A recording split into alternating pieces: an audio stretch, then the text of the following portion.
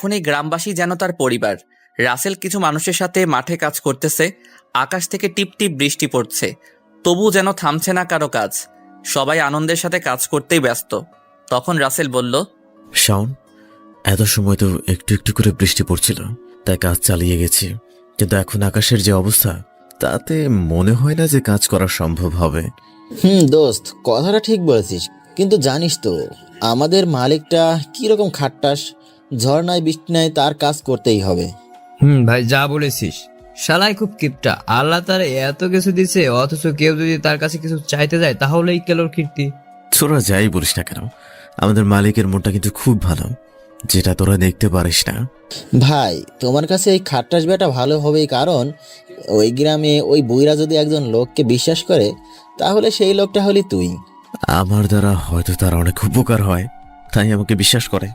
হ্যাঁ ভাই, তুমি যা কইছো, তোমাকে দিয়েই তো তার উপকার হয়। কারণ আমরা যদি ওই বুইরার গাছ থেকে ডাব চুরি করে না খেতাম, তাহলে সব ডাবের বাদা ছিঁড়ে পড়ে গিয়ে নষ্ট হয়ে যেত। তাহলে উপকার না, এটা বলো?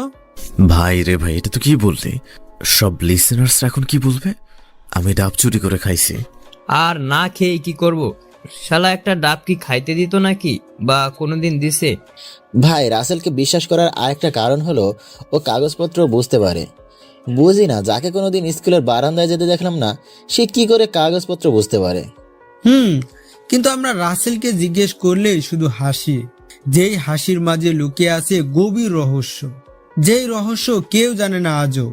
এই তোরা থামতো, তোদের সাথে কথা বলতে বলতে আমি তো ভুলেই গিয়েছি জেরিনের কথা। ওহ নো, আপনারা অবশ্যই ভাবতেছেন এই জেরিনটা আবার কে। আপনাদের তো বলতেই ভুলে গেছি, জেরিন হলো রাসেলের বউ। চলেন তার পরিচয়টাও জেনে আসি। পুরো নাম ঐশী আক্তার জেরিন, সবাই ভালোবেসে জেরিন বলেই ডাকে। এই পৃথিবীতে তারও কেউ নেই। বাবা ছিল, 3 বছর হলো মারা গেছে। জেরিনকে রাসেলের হাতে তুলে দিয়ে পাশের গ্রামেই থাকতো। তখন থেকে জেরিনের পড়াশোনার দায়িত্ব রাসেল নেয়, যেখানে সংসার চালাতেই হিমশিম খাই। ভাই ভাবি আবার কি বলছে, যেটা তোর মনে নেই? অবাক হয়ে জিজ্ঞাসা করলাম। ওই তো, তার অনেক শখ সে বিসিএস ক্যাডার হবে।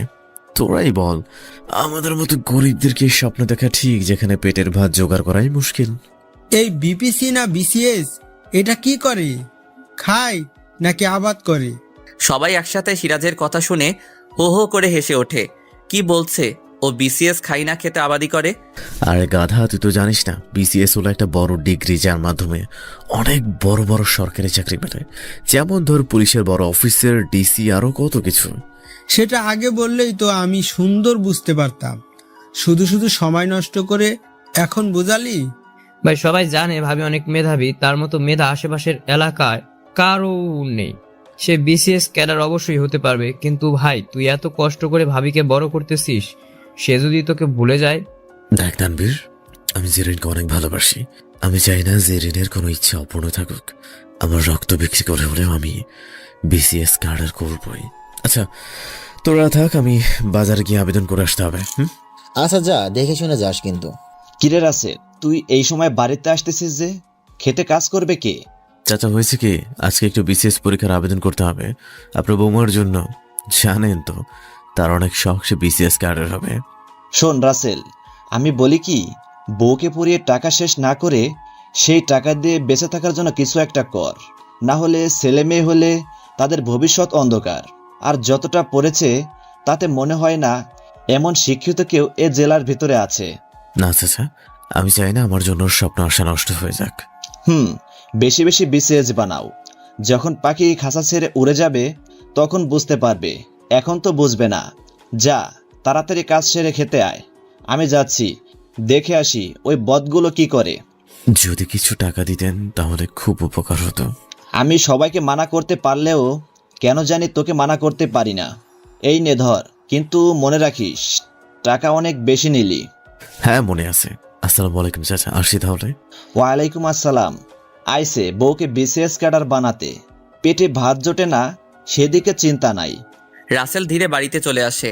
বাড়িতে এসে দেখতে পায় জেরিন বারান্দায় বসে বসে পড়তেছে, ছাতা মাথায় দিয়ে। ও বুঝলেন না তো, সে বারান্দায় তাহলে ছাতা কেন? আসলে বারান্দা দিয়ে পানি পড়ে, টিনের চাল ফুটো হয়ে গেছে। নতুন ঘর দিবে সেই টাকা যে নেই রাসেলের। যা কামাই করে তা দিয়েই সংসার খরচ, আর জেরিনের খরচ হয় না। জেরিন, তোমার খুব কষ্ট হয় তাই না আমার এই অভাবের সংসারে থাকতে? আমি একটা অভাগার স্বামী যে তোমার কোনো ইচ্ছাই পূরণ করতে পারি না। আরে বেটা, একবার শুধু বিসিএসটা শেষ করতে দে, তারপর তোর কপালে লাথি দিয়ে চলে যাব। এখন গেলে আমার খরচ কে দিবে, তাই তোর ভাঙা ঘরে পড়ে আছি। আরে না, আমার কোনো কষ্ট হচ্ছে না। আবেদন করতে কখন যাবে? সেই জন্য তো আসলাম। খাবার জন্য কি কিছু আছে নাকি? আমি তো ভাত রান্না করি নাই, আর তুমি তো সকালে রান্না করো নাই। ঘরে বিস্কিট ছিল, সেগুলো আমি খাইছি। ও কি কপাল আমার। আমার ঘরে বউ থাকতে নিজে রান্না না করলে পেটে ভাত পড়ে না। মনে মনে বললাম, আচ্ছা আমি তাহলে আগে রান্না করি। না, আজকেই আবেদনের শেষ তারিখ। যাও আগে আবেদন করে এসে রান্না করে খাবে। আচ্ছা ঠিক আছে, আমি এখন যাচ্ছি। মনের মাঝে হাজারো কষ্টকে মাটি চাপা দিয়ে মুখে একরাশ হাসি এনে উপরের কথাগুলো বলে। এই তোরা মন দিয়ে কাজ কর, পেছনে দেখ শালা খাট্টাস বইরা আসতেছে। না জানি রাসেল নেই কি বলে। আরে বেটা কিছুই বলবে না, কারণ রাসেল রফিক মোল্লার বিশ্বাস অর্জন করতে পেরেছে। সবাই কথা বলছে আর মন দিয়ে কাজ করতেছে দেখে রফিক মোল্লা পিছন থেকে বলে, কিরে সব পিশাচের দল, কাজ করছিস তো? এত কথা কেন? মন দিয়ে কাজ কর। চাচা, বৃষ্টি পড়তেছি, তাও আপনি খেতে আসলেন না, তাও আবার ছাতা ছাড়াই। আমি ছাতা নিয়ে আসি, আর ছাতাটা বৃষ্টিতে ভিজে নষ্ট হয়ে যাক। সবাই মনে ভাবে, হায় রে শালা কিপটারে, নিজে ভিজে যাচ্ছে তবু ছাতা নষ্ট হবার ভয়ে ব্যবহার করবে না। আচ্ছা সবাই মন দিয়ে ভালো করে কাজ কর, এমনিতেই রাসেল নেই, কাজ কমই হবে। বলেই রফিক মোল্লা খেতে থেকে অন্য কোথাও চলে যায়। দেখছিস, আমি বলছিলাম না কিছু বলবে না। আর এই যদি রাসেল না হয়ে আমাদের মাঝে কেউ হতাম, তাহলে শালার বইরা কামলার দাম দিত না। ভাই যা বলেছিস, আমার কি মনে হয় জানোস? তোর তো মনে অনেক কিছুই হয়, এখন আবার কি মনে হলো আল্লাহ ভালো জানে। তাও বল শুনি, তোর মনে এখন আবার কি কথা আসলো? আমার মনে হয় রাসেল শিক্ষিত, তা না হলে ও কাগজপত্র কি করে বুঝবে? আর দেখোস মাঝে মাঝে কোথায় যেন চলে যায়, গ্রামে থাকে না। এটা ফেলে দেওয়ার মতো কথা বলস নাই। আর ও যখন এই কথাটা আমাদের বলতে চায় না, সুতরাং এই ব্যাপারে ওকে জোর করা আমাদের ঠিক না। তবে ও বউকে বিসিএস বানাইতে চায় না, ওর কপালে অনেক কষ্ট আছে। তোরা আমার কথা মিলিয়ে নিস। ভাই এসব বাদ দে, রাসেল শুনলে অনেক কষ্ট পাবে, কারণ জেরিনকেও অনেক বেশি বিশ্বাস ও ভালোবাসে। ওরা এইভাবে আরো অনেক রকমের কথা বলতেছে আর কাজ করতেছে। তখন রাসেল এসে যায়। কিরে সবাই তো কি বলতেছিস কথা, হ্যাঁ শুনি। আরে বুইরা বাটা এসে কি বলে গেছে? আরে তেমন কিছু না, তোর সাথে ওই খাট্টাস বেটা দেখা হয়েছিল নাকি যাওয়ার সময়? হ্যাঁ রে, দেখা হয়েছিল। কেন এখানে এসে আবার কিছু বলছে নাকি? আরে বেটা ও তোকে কিছু বলবে না, সেইটা তুই ভালো করেই জানিস। আচ্ছা তাড়াতাড়ি কাজ কর, আর ঘন্টাখানে কাজ করলে সময় শেষ হয়ে যাবে। এইভাবে নানান কথা বলেই কাজ শেষ করে সবাই যার যার বাড়িতে চলে আসে। রাসেল বাড়িতে এসে দেখে জেরিন আনমনে কিছু একটা ভাবতেছে। রাসেল যে বাড়িতে এসেছে সেই দিকে তার কোনো খেয়ালই নেই। এই জেরিন, কি এত ভাবছো শুনি? আমি সে কখন থেকে দেখছি তুমি কি যেন চিন্তা করতেছো। ভাবতেছি আমার তো কিছুদিন পরে ঢাকায় যাইতে হবে পরীক্ষা দিতে। হ্যাঁ যাবে তো, কি হয়েছে? এটা নিয়ে এত ভাবার কি আছে বলো? ভাবার কিছু নেই মানে? আমার কি ভালো কোনো কাপড় আছে বলো, যা পরে আমি পরীক্ষা দিতে যাব? ওইখানে কত নামি দামি লোক থাকবে। ওহো, এটা তো আমি ভেবে দেখিনি। আসলেই তো জেরিন ঠিক কথাই বলেছে, তার তো কোনো ভালো ড্রেস নেই। আচ্ছা শোনো, তুমি চিন্তা করো না, আমি তোমার পরীক্ষার আগে ঠিকই নতুন ড্রেস এনে দেবো, ওকে? সত্যি বলছো? খুশিতে দৌড়ে এসে রাসেলকে জড়িয়ে ধরে। রাসেলের খুব ভালো লাগছে। ইস, এইভাবে যদি মন থেকে জড়িয়ে ধরতো তাহলে কতই না ভালো হতো। এখন তো খুশিতে আত্মহারা হয়ে জড়িয়ে ধরছে। জেরিন বুঝতে পারে সে খুশিতে আত্মহারা হয়ে রাসেলকে জড়িয়ে ধরেছে, তাই লজ্জা পেয়ে দৌড়ে রুমে চলে যায়। রুমে গিয়ে মনে মনে, ছি জেরেন ছি, তুই যাকে মন থেকে স্বামী হিসেবে মানতে পারোস না, তাকে জড়িয়ে ধরলি, কি করে পারলি এটা করতে? এইদিকে রাসেল তো সেই খুশি, কেননা ইচ্ছাকৃতভাবে না হলেও জেরিন তাকে তো জড়িয়ে ধরেছে, এটাই তার কাছে অনেক। রাসেল ধীরে ধীরে রুমে যায়। জেরিন, আমি তো মাত্র কাজ থেকে আসলাম, সকাল থেকে কিছুই খাইনি, খুবই কষ্ট হচ্ছে। এখন ভাত রান্না করার শক্তিটুকুও নেই, তাই বলি কি তুমি যদি একটু ভাত রান্না করতে। শোনো, তোমার বাড়িতে আমি কাজ করার জন্য কাজের মেয়ে হয়ে আসিনি যে আমি রান্না করব। জেরিনের কথা শুনে রাসেলের অনেক কষ্ট হয়, কিছুই বলতে পারে না, কারণ জেরিনের বাবা যে আশা করে জেরিনকে ওর হাতে তুলে দিছে। দেখো আমি তো প্রতিদিনই রান্না করি, তোমাকে বলি না। আজকে আমার খুব কষ্ট হচ্ছে তাই তোমাকে বলছি। আর তুমি আমার ঘরের বউ, তাহলে কাজ করলে কাজের মেয়ে হয়ে যাবে। এত কিছু আমি জানি না। আমি কোনো কাজ করতে পারবো না, এটাই আমার শেষ কথা। বলেই বিছানায় শুয়ে পড়ে, অন্যদিকে মুখ করে। কি মেয়ে দেখেছেন, স্বামীর ঘরে কাজ করলে নাকি কাজে মেয়ে হয়ে যাবে। বেচারা রাসেল আর কি করবে, অমনি কষ্ট করে ভাত রান্না করে, তখনই বাইরে থেকে কেউ ডাকে। এই রাসেল, কোথায় তুই? বাড়িতে আসিস নাকি? হ্যাঁ শাওন, আমি রান্না করতেছি, তুই ভেতরে আয়। শাওন রাসেলের কথা শুনে বাড়ির ভিতরে চলে আসে। এসে দেখে যে রাসেল সত্যি ভাত রান্না করতেছে। ভাই দেখ, আমি প্রতিদিন দেখি তুই রান্না করিস, কোনোভাবে ভাবি কি রান্নাটাও করতে পারে না? ঘরেতে বউ আমাদেরও আছে, তো আমি তো রান্না করি না। শাওন আসতে বল, জেরিন শুনে কষ্ট পাবে। আর জানিস তো ওর সামনে পরীক্ষা, তাই আমি কোনো কাজ করতে দিই না। শোন, আমাকে বোঝাতে আসিস না, আমি কোনো দুধের শিশু না যে আমি এইসব বুঝবো না। আচ্ছা এসব কথা বাদ দে, যে জন্য এসেছিস সেটাকে বল। ও হ্যাঁ, আসল কথা তো বলাই হয়নি। একটা ওয়ারিংয়ের কাজ করতে যেতে হবে। আমি আর তানবীর ঠিক করেছি, তুই ছাড়া তো আর কাজ হবে না, হাজার হলেও ওস্তাদ বলে কথা। আরে শালা, আমি ওর ওস্তাদ হলাম কোত্থেকে? আচ্ছা তুই যা, আমি রান্না শেষ করে ভাত খেয়ে আসি, সেই সকাল থেকে কিছু খাইনি।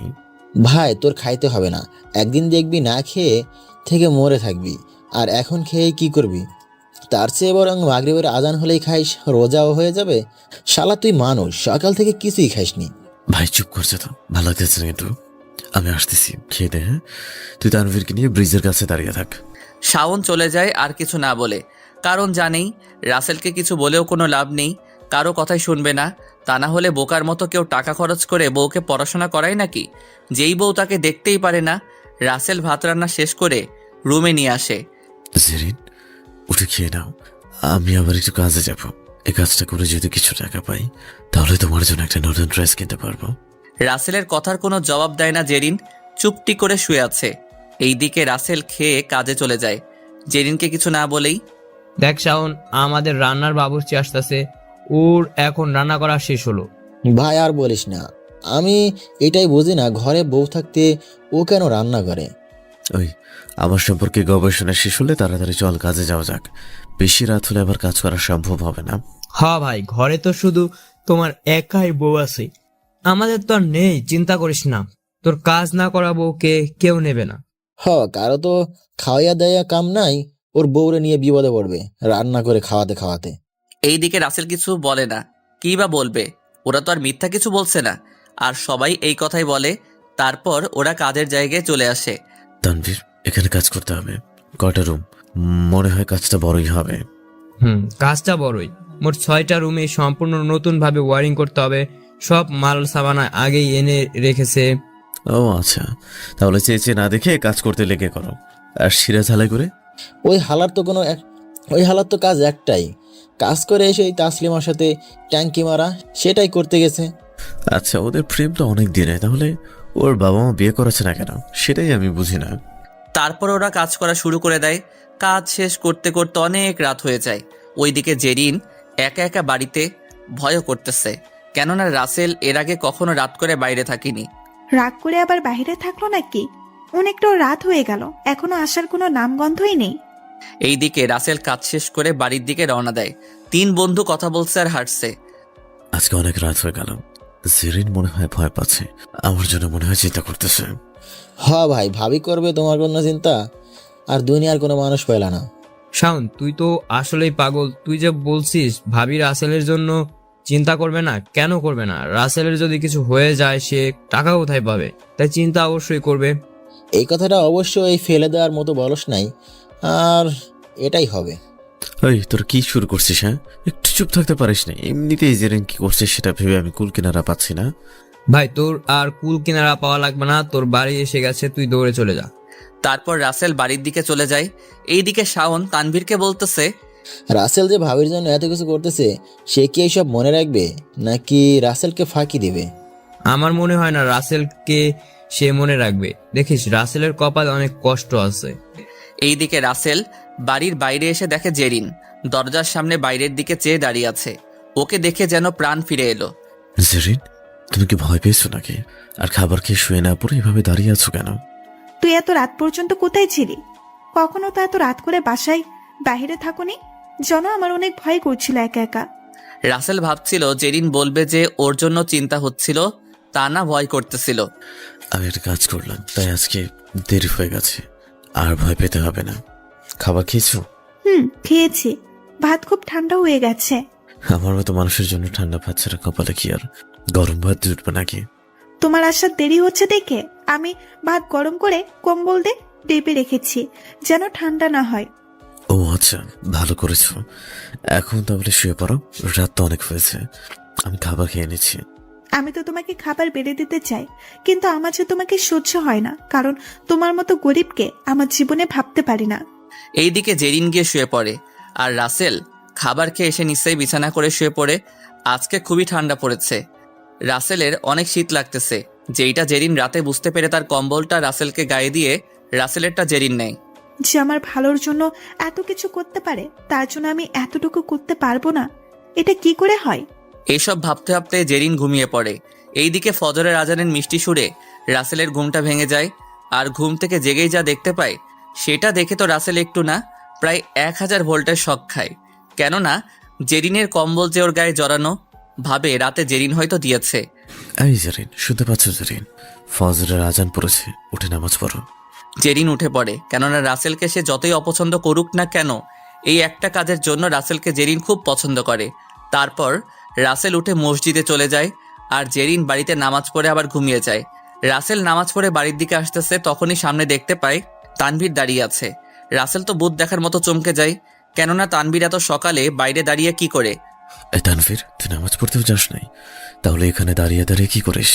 এই তো এমনি, আজকে একটু সকাল সকাল ঘুমটা ভেঙে গেল, তাই একটু বিছানার মায়া সেরে উঠলাম। ও তাই বল, আমি আরো ভাবলাম সকাল সকাল ভাবি ঘর থেকে তাড়াই দিছে। হ্যাঁ, আমার বউ তো তোমার বউয়ের মতো যে ঘর থেকে তাড়িয়ে দেবে। ঠিক বলেছিস, কি আর করবো, এমন বউ কপালে লিখে রাখছি সেটা তো বুঝতে পারবো না। তবে একদিন জেরিন ঠিকই আমার ভালোবাসা বুঝতে পারবে। দোস্ত, দোয়া করি সেটাই যেন হয়। আচ্ছা, তাহলে বাড়ি থেকে রান্না কর, তা না হলে আজকেও না খেয়ে কাজে যেতে হবে। আচ্ছা তুই তাহলে থাক, আমি গেলাম। গিয়ে রান্না না হলে তার পেটে ভাত জুটবে না। বলে রাসেল বাড়ির দিকে রওনা দেয়। একটু পরে বাড়িতে পৌঁছে যায়। জেরিন নামাজ পড়ে বই নিয়ে পড়তে বসেছে। জেরিন, তোমাকে ভালো কিছু দেবার মতো যোগ্যতা হয়তো আমার নেই, তবুও চেষ্টা করি তোমার ইচ্ছেগুলো পূরণ করার। নাও, এখানে 1000 টাকা আছে, পছন্দ মতো একটা ড্রেস কেটে নিও। আচ্ছা ঠিক আছে, কিন্তু এই 1000 টাকা দিয়ে পড়ার মতো কি জামা হবে? দেখো জেরিন, অনেক কষ্টে আমি এই টাকা জোগাড় করতে পেরেছি। যদি আমার সামর্থ্য হতো তাহলে বেশি দিতাম। কথাগুলো বলেই রাসেল রান্না করার জন্য চলে যায়।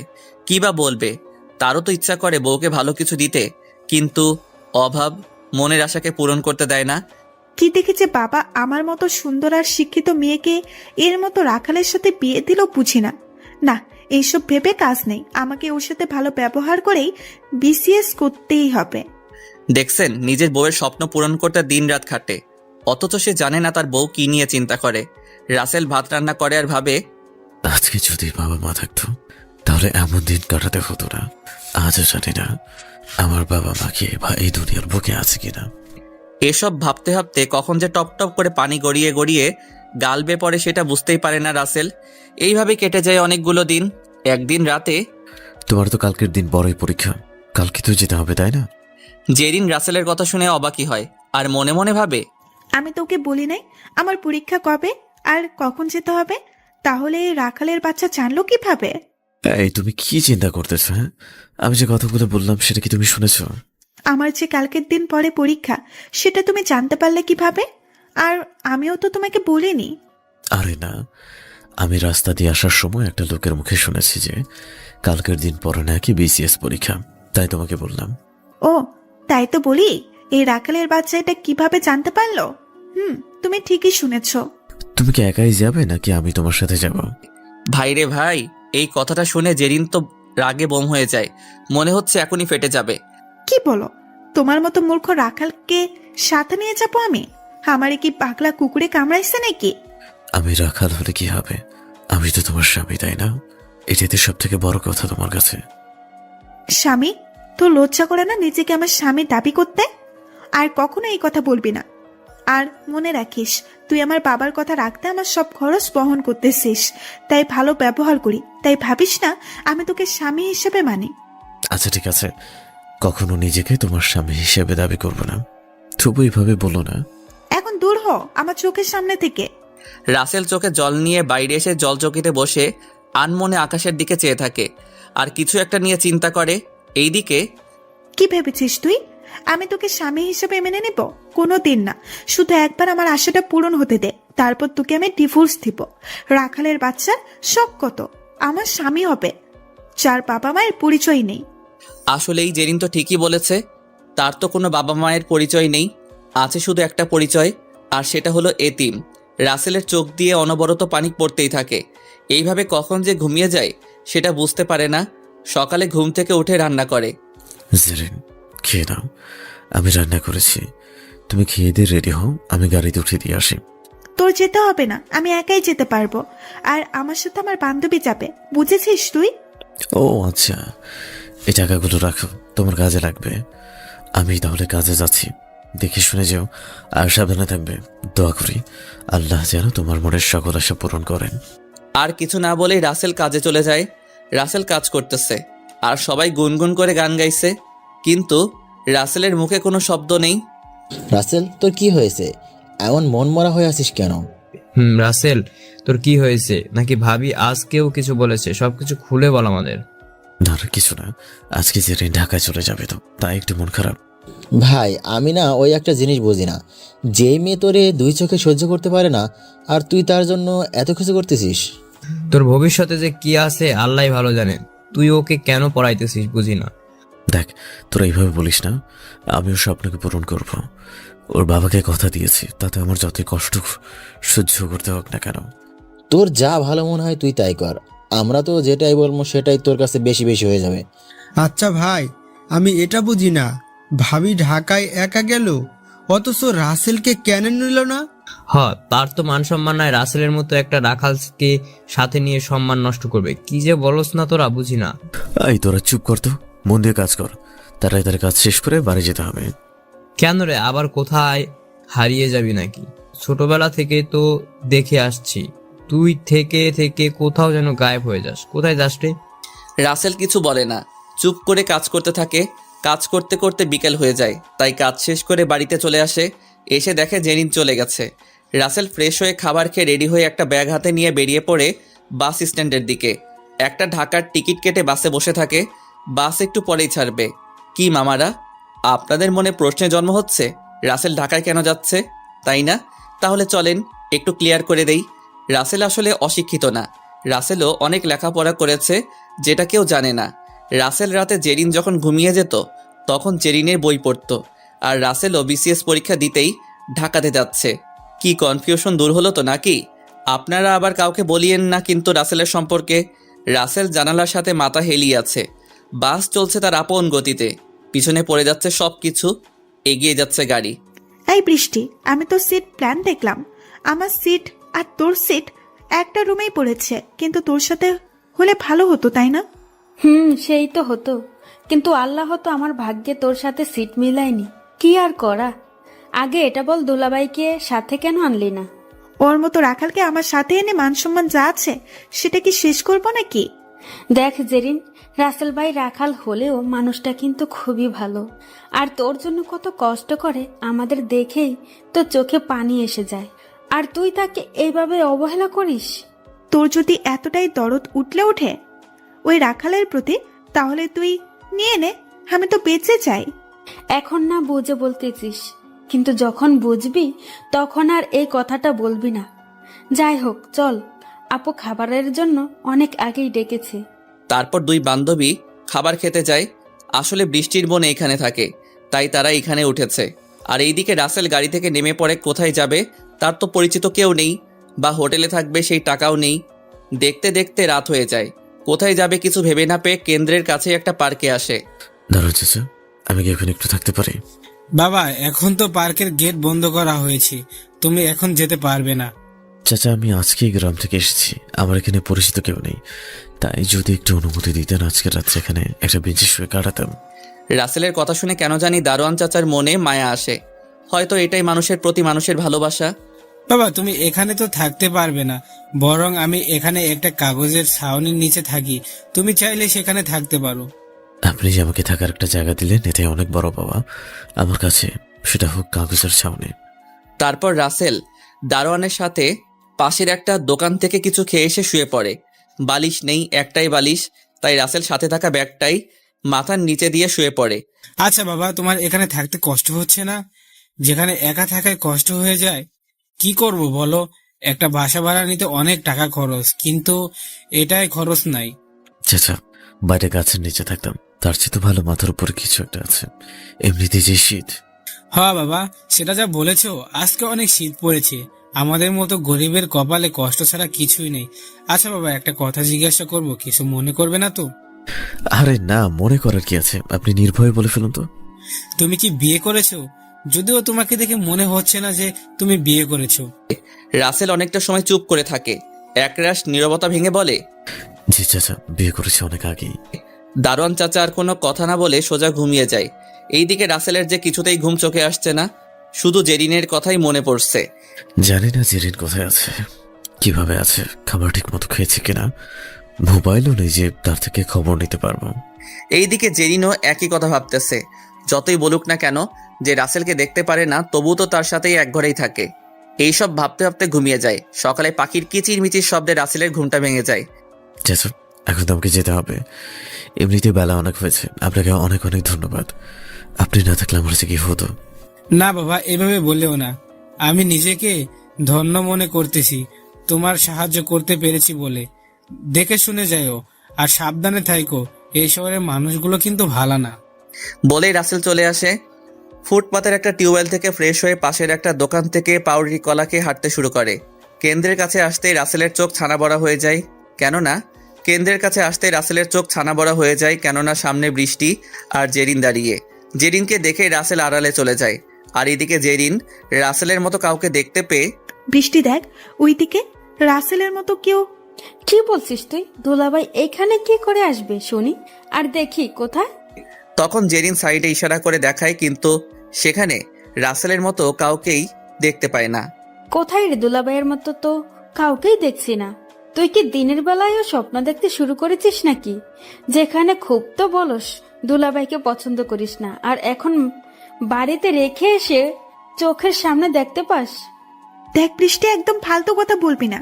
আমি ওকে একটুও পছন্দ করি না। আমার স্বামী হওয়ার কি যোগ্যতা আছে ওর? আর আমি সত্যিই দেখেছি, একটু আগেই ছিল ওখানে দাঁড়িয়ে। হয়েছে, আর বলতে হবে না। চল এখন হলে ঢুকে যাই, না হলে আবার পরে দেরি হয়ে যাবে।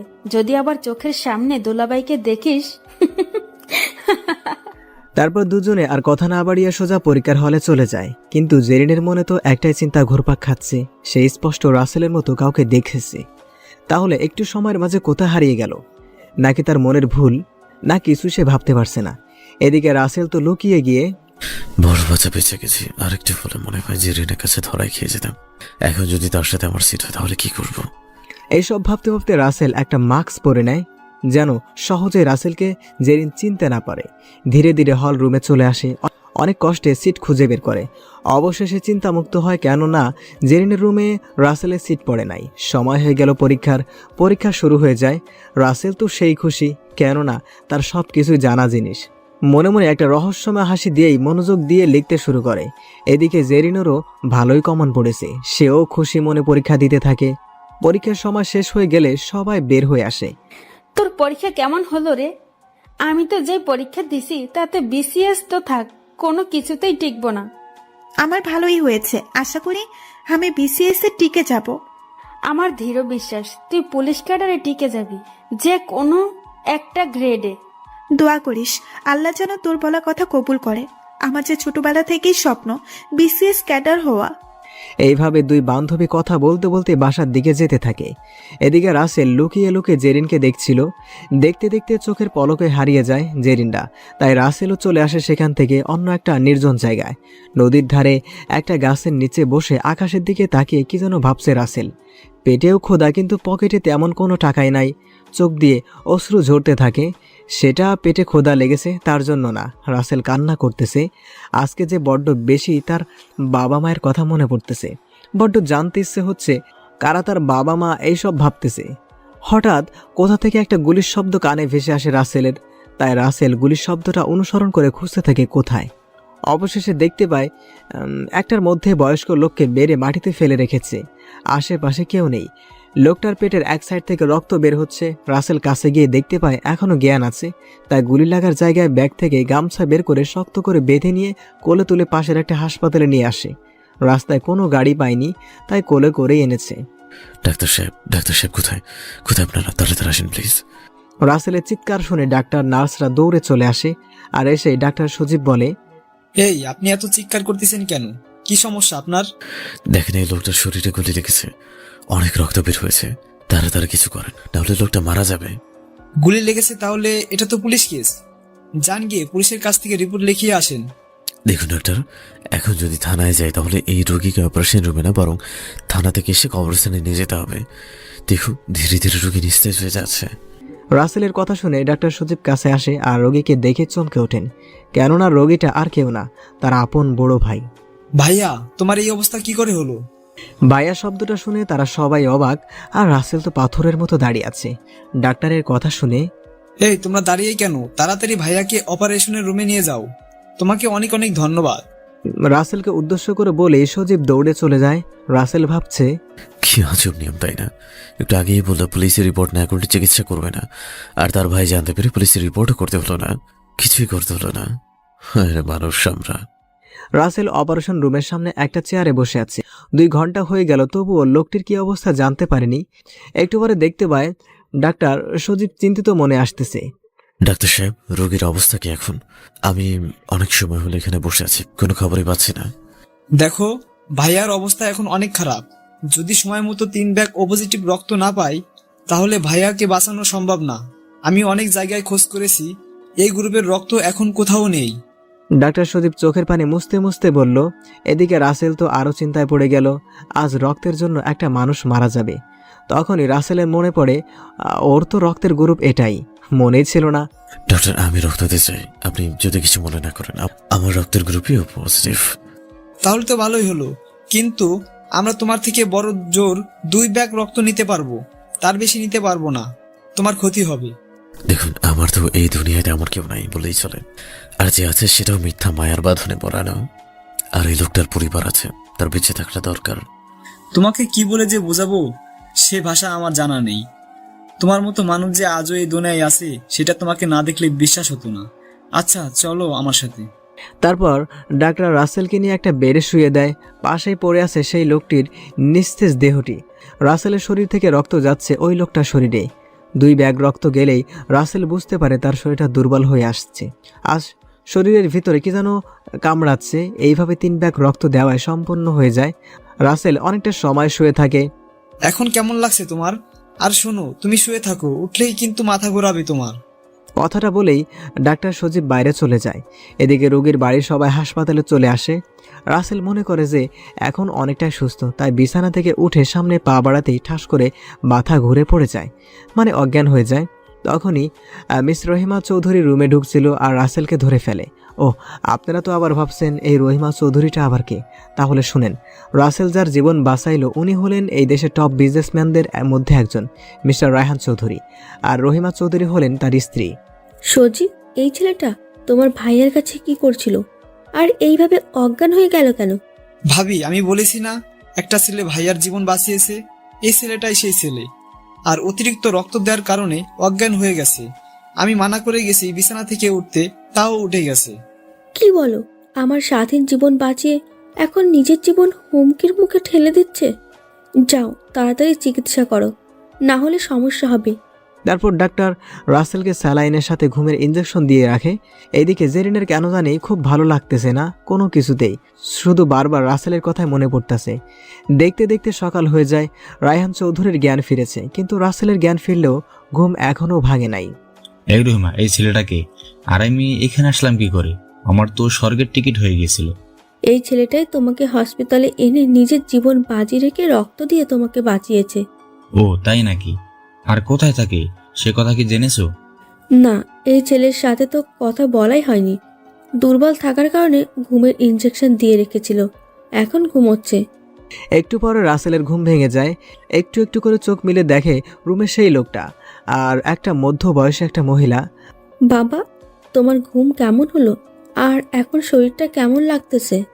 কালকের থেকে আজকে একটু ভালো লাগতেছে, কিছু মনে করবেন না। আপনাকে তো ঠিক চিনতে পারলাম না। এতে মনে করার কি আছে? আর তুমি তো আমার ছেলের মতোই। আর তুমি যাকে বাঁচালে আমি তার স্ত্রী। আচ্ছা বাবা, তোমার নাম কি? কোথায় থাকো? আমার নাম রাসেল। আমি এখানে থাকি না, থাকি সিরাজগঞ্জে। এখানে একটা কাজে এসেছিলাম। আমি যখন নদীর ধারে বসেছিলাম তখন আঙ্কেলকে ওই অবস্থায় দেখতে পাই।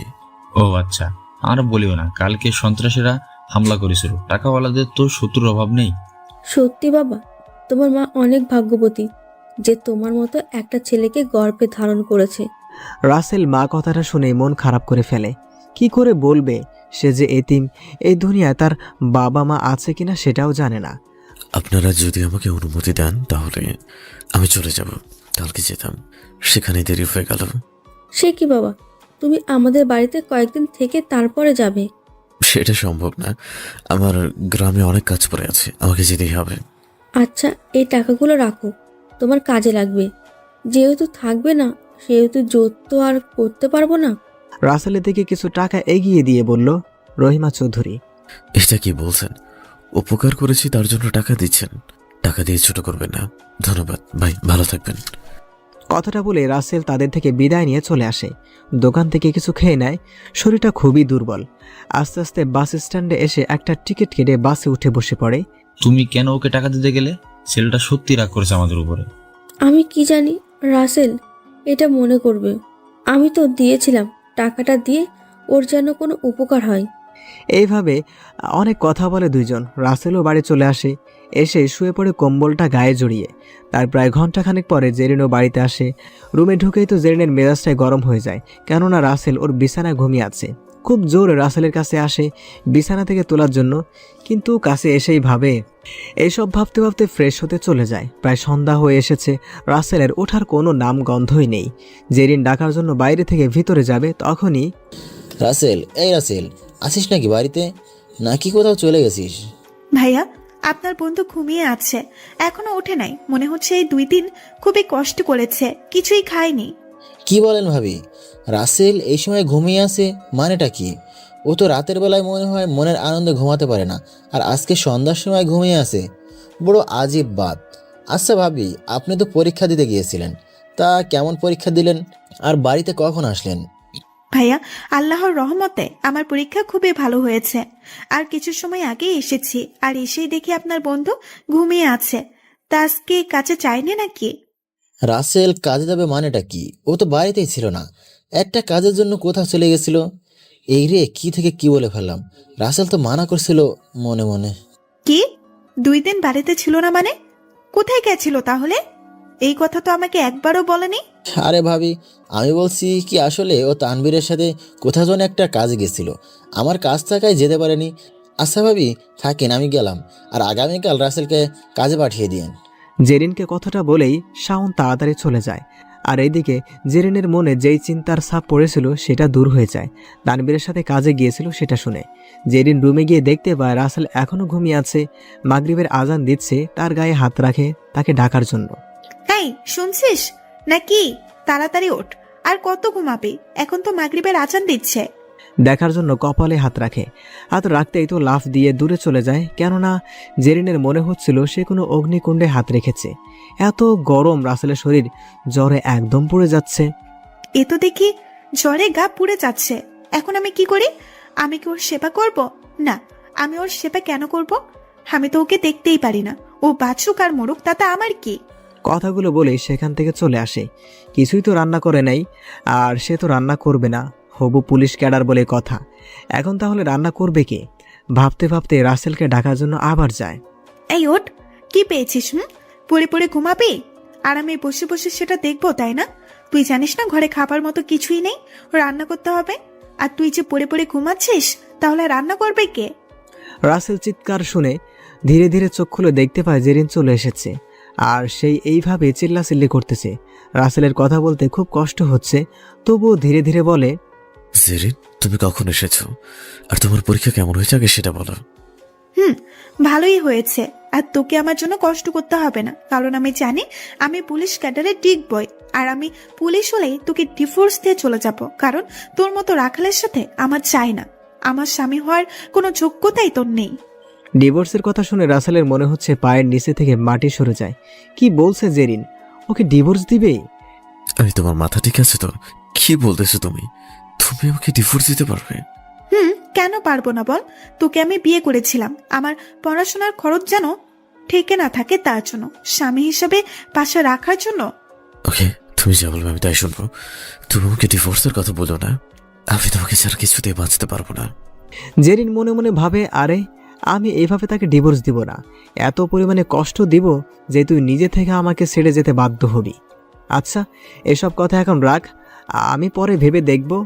আগে তো গিয়ে আমি রান্না করি, অনেক ক্ষুধা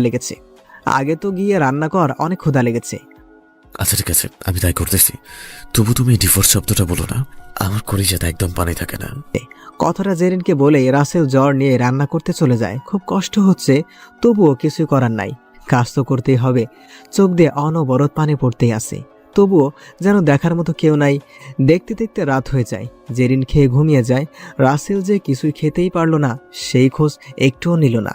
রাসেল চোখে জল নিয়েই মাটিতে বিছানা করে ঘুমিয়ে যায়, কিন্তু ঘুম যে আসতেইছে না। আজকে যেন ঘুম পরিটাই তার সাথে লুকোচুরি খেলতেছে। আসলেই এটা ঠিক, কষ্ট যখন আসে চারিদিক থেকে আসে। রাতে জেরিনের পানি পিপাসা পায়, তাই পানি খাওয়ার জন্য উঠেই শুনতে পায় কেউ গোঙানি করতেছে।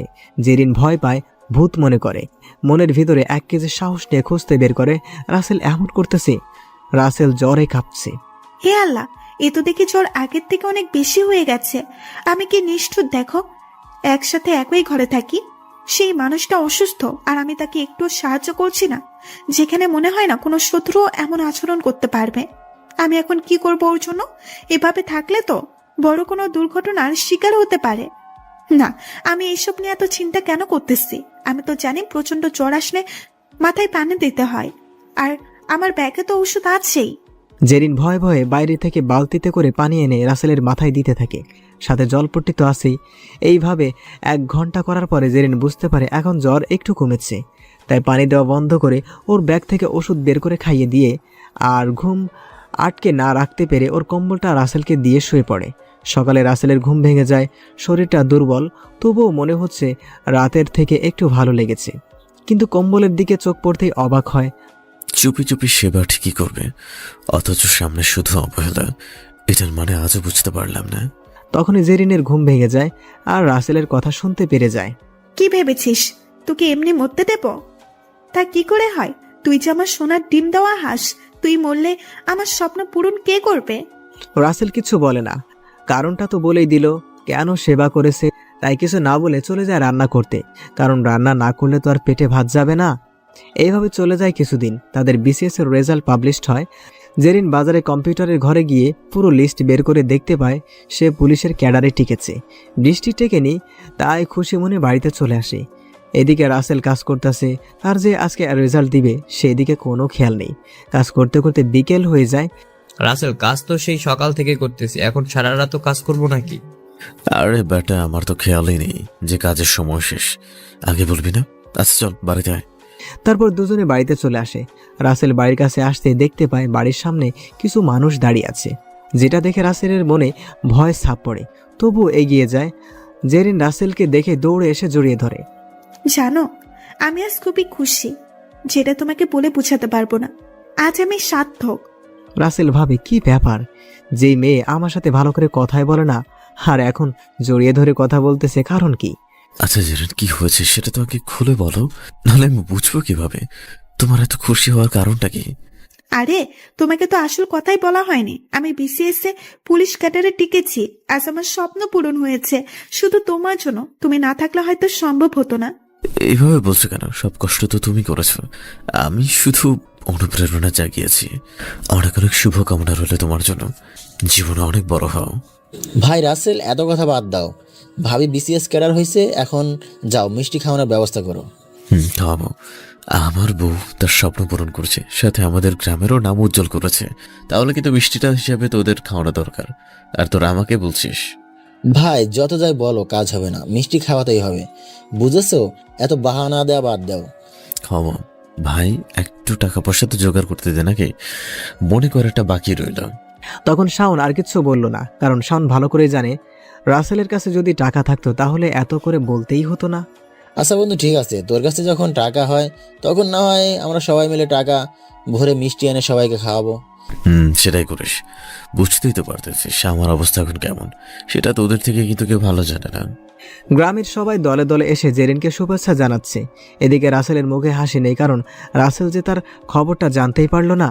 এইসব ভাবনা চিন্তার মধ্য দিয়েই দিনটা পেরিয়ে রাত চলে আসে। জেরিন বাইরে গেছে ফ্রেশ হওয়ার জন্য, আর রাসেল বসে বসে ভাবছে সে কি তাহলে টিকতে পারেনি? জেরিনের স্বামী হওয়ার যোগ্যতা কি হতে পারবে না? ভাবতে ভাবতে রাসেলের চোখ আটকে যায় টেবিলে রাখা একটা কাগজের উপরে, আর তাড়াতাড়ি কাগজটা হাতে নিয়ে নেয়। কাগজের উপরের অংশে চোখ পড়তে রাসেলের অমাবস্যার মতো কালো মুখটা পূর্ণিমার রাতের মতো উজ্জ্বল হয়ে ওঠে, কেননা উপরের অংশে রাসেলের রোলটাই ছিল। খুশিতে আত্মহারা রাসেল এটা ভেবে যে অবশেষে জেরিনের স্বামী হয়ে ওঠার প্রথম ধাপ অর্জন করেছে। রাসেল কাগজটা হাতে নিয়েই উপরের কথাগুলো ভাবতেছে, ঠিক তখনই জেরিন রুমে আসে আর দেখতে পায় রাসেল তার ওই কাগজটা হাতে নিয়ে দাঁড়িয়ে কি যেন করতেছে। এই, তুই আমার এই কাগজ নিয়ে কি করস? তোর কি ক্ষমতা হবে নাকি ওই কাগজে কি লেখা আছে সেটা পড়ার? বিশেষ কার্ডার হয়েছে বলে মানুষকে আর মানুষ বলে গণ্য করো না? নিজেকে কি মনে করে সবচেয়ে বেশি শিক্ষিত নাকি? আরে আমি কি, সেটা যদি তুমি জানতে তাহলে আমাকে অবহেলার মাধ্যমে দাঁতের উপর না রেখে মাথায় করে রাখতে। আসলে আমি এসে দেখি এই কাগজটা এখানে রাখা, তাই আমি একটু হাতে নিয়ে বুঝতে চেষ্টা করতেছিলাম একটা কি। তা কিছু কি বুঝতে পেরেছিস নাকি? অনেকটা মনোযোগ দিয়ে খুঁজতেছিলি, আমি দেখলাম। অনেকটা সময় ধরে খুব মনোযোগ দিয়ে পরে আমি এটা বুঝতে পেরেছি যে কাগজটা সাদা কাগজ না, কিছু একটা তো লেখা আছে, কিন্তু কি লেখা আছে সেটা তো আমার মাথার উপর দিয়ে গেছে। এই কথা শুনে জেরিন তো হাসতে হাসতে শেষ। বলে কি কাগজটা সাদা না, তাতে কিছু লেখা আছে। এই গাধা, এই কাগজটা যে সাদা না কিছু লেখা আছে সেটা তো সবাই জানে, কিন্তু পড়তে না পারলে দেখে কি লাভ? সেটা আমাকে আগে বল। তুমি একটু বলে দিবা এই কাগজে কি লেখা? আমার খুব জানতে ইচ্ছে করতেছে। আমি তো আজকে খুশি, তাই যা, তোর সাথে রাগান্বিত হয়ে কথা বলবো না। এই কাগজে লেখা আছে যারা যারা বিসিএস এ টিকেছে তাদের রুল, আরো অনেক কিছু। ও, আমি এই সামান্য জিনিসটাই বুঝতে পারলাম না, কি মূর্খ আমি, তাই না? আচ্ছা তুমি কি আমাকে একটু পড়াশোনা শেখাবা? হ্যাঁ, খাইয়া তো আমার কোনো কাম নেই। তোর মতো মূর্খকে পড়িয়ে আমার মাথার 12টা বাজায়। আমি বলে দেবো ধ, আর বলে ফেলবি দ। না, আমি অনেক সুন্দর করে পড়বো আর তোমার মুখের দিকে চেয়ে থাকবো। তুই যদি আমার মুখের দিকেই চেয়ে থাকোস তাহলে পড়বি কিভাবে সেটা একটু শুনি। আমি অমনি পড়বো। তুমি জানো না আমি অনেক মেধাবী একটা মূর্খ ছেলে। এই, তুই চুপ কর। তোর কথা শুনে আমার শুধু হাসি পায়। মানুষ আবার মূর্খ মেধাবী কিভাবে হয়? রাসেল তো জেরিনের হাসি দেখে এক ধ্যানে চেয়ে আসে। এই হাসি দেখেই কাটানো যাবে হাজারো বছর। কবিরা অনায়াসে লিখে ফেলবে কবিতা। জেরিন যে কিছু একটা বলতেছে সেদিকে কোনো খেয়াল নেই রাসেলের। জেরিন তখন তুড়ি বাজিয়ে বলে, ওই, তুই এভাবে তাকিয়ে আছিস কেন? কি দেখো শুনি? আর শোন, এইভাবে আমার দিকে তাকাবি না, একদম জেলে ভরে দিব। জি না, কেন? আমি আবার কি করলাম? আমি তো শুধু পরীর মুখের হাসিটা দেখতেছিলাম, আমি তো কিছু করিনি। জেরিন রাসেলের কথা একটু লজ্জা পেয়ে যায় আর রাসেলকে রান্না করার জন্য বলে চলে যায়। এই আজব এক ক্যারেক্টার, তার মনে কখন কি চলে বোঝা বড় দায়। এই হাসি মাখা চাঁদ মুখ, আবার এই রাগী মুখ, দায়াত কিচ্ছু ভাল লাগে না। এভাবে কিছুদিন কেটে যায়, বিসিএস এর সব কাজ সম্পন্ন হয়ে যায়, এখন শুধু জয়েন করাটা বাকি। একদিন রাতে আগামীকাল তো আমি চলে যাব। আমাকে সরকার থেকে কোয়ার্টার দিচ্ছে, সেখানেই থাকবো। আর আমি অনেক ভেবে চিন্তা করে দেখছি তোর সাথে আমার মেলে না, তাই আমি কিছুদিন পরে ডিভোর্স লেটার দেব, তুই সাইন করে নিস। ডিভোর্সের কথা শুনে রাসেলের হাসি মাখা মুখটা নিমেষে কালো হয়ে যায়। কি বলছে এসব? আমি তোমাকে ছাড়া থাকতে পারবো না, আমাকে তোমার সাথে নিয়ে চলো। স্বামী হিসেবে না রাখলেও কাজের লোক হিসেবে রেখে দিও। তুই কেন বুঝিস না? তোর সাথে থাকলে আমি তোকে ভুলতে পারবো না, আবার মানতেও পারবো না। আচ্ছা যা, নিয়ে যাব। যেহেতু তুই আমার স্বপ্ন পূরণ করতে অনেক কষ্ট করেছিস, তাই তোর জন্য এইটুকু করাটা আমার কর্তব্য। রাসেল এবার মহা খুশি, কেননা তার প্রিয় মানুষটার মুখ সবসময় কাছ থেকে দেখতে পারবে। এতেই ওর অনেক পাওয়া। দুজনেই ঘুমিয়ে যায়। সকালে ঘুম থেকে উঠে রাসেল গ্রামের সকলকে বলে বিদায় নিয়ে চলে আসে। অনেকেই কান্না করছিল, কারণ রাসেলকে তার নিজের ছেলের মতোই ভালোবাসতো। ভাই দেখ, ভাবি তোকে কখনো মেনে নেবে না, সেটা বুঝেও কেন তার সাথে যাচ্ছিস? দেখো ভাই, আমরা জানি এই রাতে রাস্তায় একা চললে ভূত এসে ভয় দেখায়, তাই বলে কি আমরা চলাচল বন্ধ করি? ভাই এটা কিন্তু এক না, ভাবি এখানেই তোকে কত কষ্ট দিচ্ছে, আর সেখানে নিয়ে কি করবে আল্লাহ জানে। ভাইরে, জেরিনকে আমি আমার আদর্শ বউ বানিয়ে এই গ্রামে একসাথে আসবো, তোরা দেখে নিস। দোয়া করি আল্লাহ যেন তোর মনের আশা পূরণ করে। আর দেখে শুনে সাবধানে থাকিস, মাঝে ফোন করে একটু খবর নিস। তারপর রাসেল তাদের থেকে বিদায় নিয়ে বাড়িতে চলে আসে। বাড়িতে এসেই দেখতে পায় জেরিন রাগে ফায়ার হয়ে আছে। এই, তুই সেই কখন গেছিস আর এখন আসার সময় হলো? এখন রান্না করবি কখন আর খেয়ে দিয়ে যাবি কখন? আর বলো না, গ্রামের সবাই ছাড়তেই চাচ্ছিল না, সবাই বেশি আদর করতে, তো তাই একটু দেরি হয়ে গেল। তো থেকে যা না গ্রামের এই মূর্খ মানুষদের সাথে। আমার সাথে যেতে কেন চাচ্ছিস? শুনে জেরিন, তোমার যত যা বলার ইচ্ছা হয় আমাকে বলো, আমি কিছুই মনে করবো না, কিন্তু আমার এই গ্রামের সহজ সরল মানুষদের সম্পর্কে কিছু বলবে না। ভুলে যেও না, তুমিও কিন্তু এই গ্রামেরই একটা অংশ। এখন এত কথা না বলে তাড়াতাড়ি গিয়ে রান্নাটা করে ফেল, না হলে না খেয়েই যেতে হবে। তখন কিন্তু আমার মেজাজ আরো গরম হয়ে যাবে নি। রাসেল আর কিছু না বলে চলে যায়। অনেকটা সময় পরে রান্না হয়ে যায়। দুজনে খেয়ে রেডি হয়ে বাস স্ট্যান্ডে চলে আসে। দুটো টিকিট কেটে বাসে উঠে বসে পড়ে। জেরিন জানালার ধারে বসেছে আর রাসেল তার পাশেই। বাস চলতে শুরু করে। রাসেলের খুব ভালো লাগতেছে জেরিনের পাশে বসতে পেরে। জেরিন ঘুমিয়ে যায়। বাতাসে চুলগুলো উড়ে রাসেলের মুখে এসে পড়েছিল। ইস, হে যেন এক মাতাল করা সুবাস। রাসেল জেরিনের মুখের দিকে তাকিয়ে আছে। খুব সুন্দর লাগছে তাকে।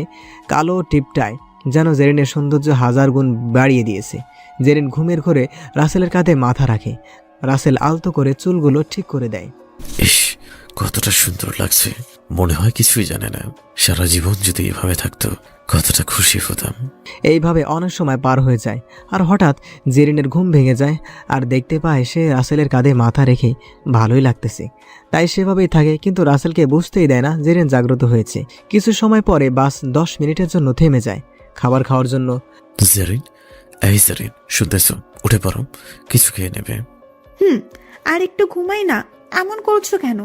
আরে ঘুমিয়ে পড়ে, আগে উঠো, কিছু খেয়ে নেবে। বাস এখানে 10 মিনিট থামবে। তারপর দুজনে নেমে কিছু খেয়ে নেয় নিজের মতো করে। তারপর আবার বাসে এসে বসে পড়ে। বাস আবার একটু পরে ছেড়ে দেয়। কিছু সময় পরে ঢাকায় পৌঁছে যায়। বাস থেকে নেমে একটা অটো নিয়ে সোজা বাসায় চলে আসে। বলে রাখা ভালো, চাবি আগে থেকে জেরিনের কাছেই ছিল। বাবারে বাবা, এত বড় আর সুন্দর বাড়ি আমি তো এর আগে কখনো দেখিনি। তবে এমন বাড়ি কিন্তু আমি সিনেমায় দেখেছি। দেখবি কি করে? তুই তো একটা মূর্খ গেঁয়ো। যদি লেখাপড়া করতে তাহলে আমার মতো হতে পারতি, বুঝলি? চল জিনিসপত্র নিয়ে ভেতরে। মিস্টার রাসেল মাহমুদ, জেরিন, তুমি তো আর জানো না তোমার স্বামী কি জিনিস। জানলার এটা বলতে না। ওই, তোকে কি কুলে করে ভেতরে নিয়ে আসতে হবে নাকি? তখন থেকে দাঁড়িয়ে দাঁড়িয়ে কি ভাবছিস? রাসেল আর কোনো কথা না বলে সোজা জিনিসপত্র নিয়ে ভিতরে চলে আসে। ভিতরে এনে সবকিছু গুছিয়ে রাখে। বাইরের তুলনায় ভিতরটা আরো বেশি সুন্দর। রাসেল ধীরে ধীরে ছাদে চলে যায়। ছাদে সুন্দর সুন্দর ফুল গাছ দিয়ে সাজানো, খুব সুন্দর লাগতেছে। যদি কারো মন খারাপ থাকে তাহলে এইখানে এসে সময় কাটালে অবশ্যই মন ভালো হয়ে যাবে। এইসব ভাবতেছে রাসেল। ঠিক তখনই পেছন থেকে জেরিন বলে ওঠে, হেই, তুই এখানে কি করিস? আর শোন, এসেছিস তো কি আর করার, কিন্তু ভুলেও একটা ফুলের গাছে যেন হাত না দিস। ফুলগুলো গাছেই শোভা পায়। আচ্ছা ধরবো না, আমি তো শুধু ঘুরে ঘুরে দেখছিলাম। আসলেই তুমি না থাকলে হয় আমি এমন সুন্দর সুন্দর বাড়িটা দেখতে পারতাম না। আমাকে হেডকোয়ার্টার থেকে ফোন করে বলল আমার থেকে উপর পদে নাকি একজন আছে, আর সে নাকি আমাদের সিরাজগঞ্জ জেলার। নামটা কি যেন বললো, মনে নাই।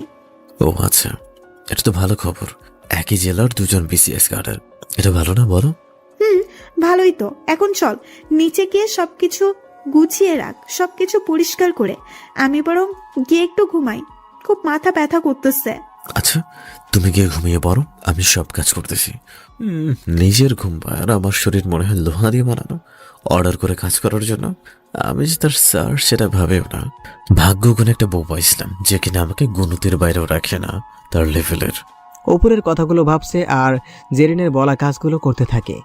অনেকটা সময় কাজ করে রাসেল ক্লান্ত হয়ে যায়, তাই সোফায় গিয়ে রেস্ট নিতে থাকে। আর ঠিক তখনই কলিং বেল বেজে ওঠে আর রাসেল গিয়ে দরজা খুলে দেয়। আর দরজা খুলতে অবাক হয়ে যায়, কেননা দরজার ওই পাশে দাঁড়িয়েছিল একটা পুলিশ। আর সে রাসেলকে সবকিছু বুঝিয়ে দিয়ে আবার চলে যায়, কারণ রাসেল তো চাই না জেরিন কিছু বুঝতে পারুক। তাই পুলিশটা রাসেলের কাছেই এসেছিল। রাসেল আর জেরিন 2 থানার পরে, তার জন্য জেরিন সহজে বুঝতে পারবে না রাসেলের সম্পর্কে। কি রে, কলিং বেলের শব্দ শুনতে পাইলাম, তাহলে এখন সে কোথায় গেল? নাকি তুই তাড়িয়ে দিয়েছিস খারাপ ব্যবহার করে? না তেমন না, পাশের বাসার একজন এসে আমাদের সম্পর্কে কিছু জিজ্ঞেস করলো। আপনি তো ঘুমিয়েছিলেন, তাই আর আপনাকে ডাকিনি। ও তাই বল, ভালো করেছিস। আর আমাকে এখন একটু বের হতে হবে, তুই রান্না করে রেখে দিস, আমি এসে খেয়ে নিব। আচ্ছা ঠিক আছে, তুমি যাও, আমি সব রেডি করে রাখবো। সাবধানে যাবে কিন্তু, যেখানেই যাও। সেই কথা তোকে চিন্তা করতে হবে না, আমি আমাকে নিয়ে ভাবতে পারি, বুঝেছিস? গেও ভূত। বলেই জেরিন চলে যায় আর রাসেল বুক ভরা কষ্ট নিয়ে কাজ করতে থাকে আর ভাবে, জেরিন, তুমি আমার সাথে যেমন করতেছো, যদি এর এক ফোঁটা ব্যবহার আমি তোমার সাথে করতাম, হয়তো কবেই এই দুনিয়ার মায়া ছেড়ে যাবার কথা চিন্তা করতে। কেন বোঝো না? আমি তো একটা রক্ত মাংসে করা মানুষ, আমার তো কষ্ট হয়। আমার বোন তো আর পাথর না যে কষ্ট পাবে না। এভাবে কেটে যায় অনেকগুলো দিন।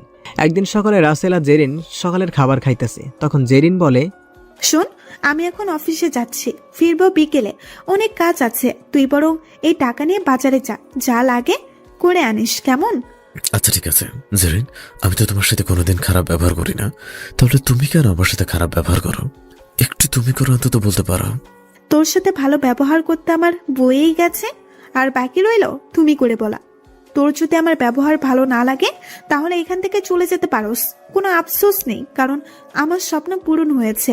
আমি এখন বেঁচে থাকার জন্য যা প্রয়োজন সব একাই করতে পারবো। সত্যি, আমি যদি তোমার জীবন থেকে চলে যাই তাহলে কি খুব খুশি হবে? আমি অনেক অনেক খুশি হব। আর শোন, আমি ডিভোর্সের আবেদন করেছি, উকিল সাহেব বলেছে 2 মাস সময় লাগবে, তারপরেই তুই তোর রাস্তায় আর আমি আমার রাস্তায়। বলে জেরিন হন হন করে চলে যায়। আজকে কেন জানি রাসেলের অনেক বেশি কষ্ট হচ্ছে আগের থেকে। কেন জানি মনে জেরিনের কারো মায়ায় জড়িয়ে পড়তেছে। চোখের পানি মুছে বাজারের উদ্দেশ্যে রওনা দেয়। তখনই রাসেলের ফোনে একটা কল আসে। কলটা হেডকোয়ার্টার থেকে অফিসার আদিল করে, তাই রিসিভ করে। আসসালামু আলাইকুম স্যার, কেমন আছেন? ওয়ালাইকুম আসসালাম রাসেল সাহেব, আমি ভালো আছি। আর আপনার যেভাবে বলেছেন আমি সেইভাবেই সব ব্যবস্থা করেছি, আপনাকে কেউ সহজে চিনতে পারবে না। ধন্যবাদ, আপনি ভালো করেছেন। আমার সম্পর্কে তো আপনাকে সবটাই খুলে বলেছি। আমি আশা করি আপনার সম্পূর্ণ সাপোর্ট আমি পাবো। আরে সেইটা নিয়ে চিন্তা করবেন না, আমি আছি তো আপনার সাথে, আপনাকে কেউ খুঁজতে পারবে না। আর হ্যাঁ, একটা কথা, একটা সন্ত্রাসী চক্রের খবর পাওয়া গেছে আমাদের এই দিকে, যেটার দায়িত্ব পড়েছে পুলিশ অফিসার জেরিনের উপরে। আমি চাই এটাতে আপনিও একটু কাজ করবেন ছদ্মবেশী হিসেবে। কি বলেন? জেরিনের উপরে এই কেসের দায়িত্ব পড়েছে? তাহলে সন্ত্রাসী চক্র তো অনেক ভয়ঙ্কর। আমি কাজ করবো, সমস্যা নেই, কোনো চিন্তা করবেন না। ধন্যবাদ। আর যত খবর বা সাহায্য লাগে আমাকে জানাবেন, আমি যতটা পারি সাহায্য করার চেষ্টা করব, যদি আপনিই সব করতে পারবেন।